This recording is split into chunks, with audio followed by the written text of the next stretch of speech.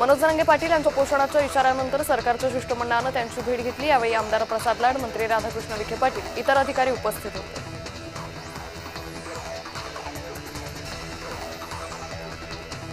गुलाबराव पाटील यांनी विधान परिषदेच्या जागेबाबत भाष्य केले। शिवसेनेत रस्सीखेच असल्याचा प्रकार नाही आणि जागा वाटपाचा फॉर्म्युला अद्यापपर्यंत ठरलेला नाही, असंही पाटील म्हणाले।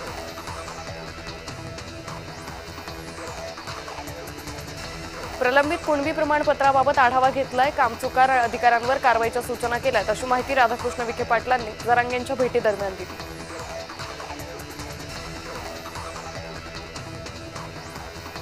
पोर्टलवरून शासनानं नोंदी उडवल्या असा आरोप मनोज जरांगेंनी सरकारच्या शिष्टमंडळासमोर केलाय।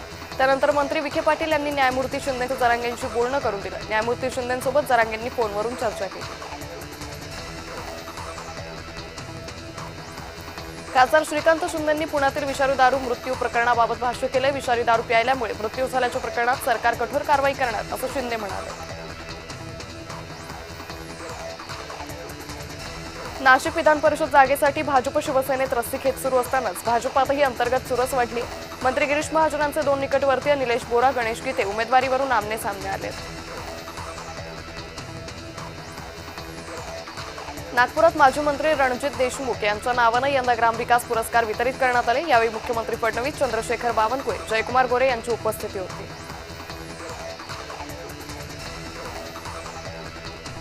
ठाकरे गटाचे आमदार आदित्य ठाकरे यांनी मुंबईतील मान्सूनपूर्व तयारीचा आढावा घेतला। आदित्य ठाकरेंनी महानगरपालिकेच्या जी दक्षिण कार्यालयाला भेट दिली।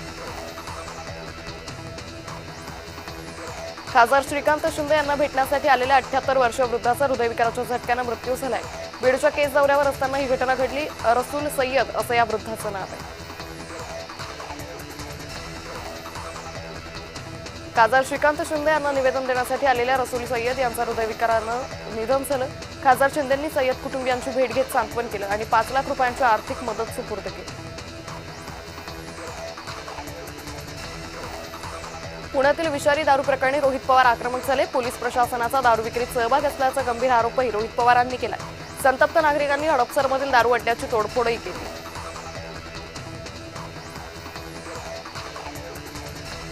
आमदार प्रमोद जठार यांनी मुंबईच्या महापौर ऋतू तावडे यांची भेट घेतली। कोकणातील महिलांच्या आर्थिक सक्षमीकरणासाठी बैठक घेतल्याची माहिती त्यांनी दिली आहे।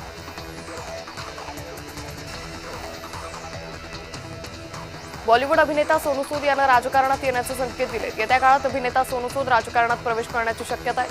मला वेगवेगळ्या राजकीय पक्षात मोठमोठ्या पदांसाठी ऑफर्स आलेल्या आहेत। राज्यसभेसाठी मला 3 वेगवेगळ्या राजकीय पक्षांकडून ऑफर्स आल्यात, असं अभिनेता सोनू सूद म्हणाला। पुण्यात हडपसरमधील विषारी दारू पिऊन झालेल्या मृत्यू प्रकरणी आमदार रोहित पवार ससून हॉस्पिटलमध्ये गेले होते।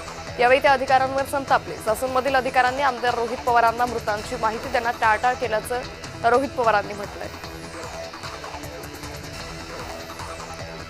मुंबईतील 87,000हून अधिक बोगस जन्म प्रमाणपत्र व्यवहार एसआयटीच्या रडारवर आहे। भाजप नेते किरीट सोमय्या यांच्या तक्रारीनंतर तपासाला वेग आला।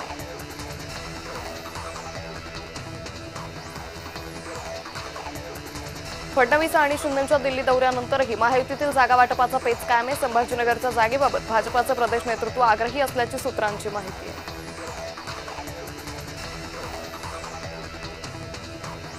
नाशिक विधान परिषदेच्या उमेदवारीचा पेच काही सुटत नाहीये। यावर नाशिक भाजपचा उमेदवार गिरीश महाजन देतील असं वक्तव्य अजित चव्हाणांनी केलं।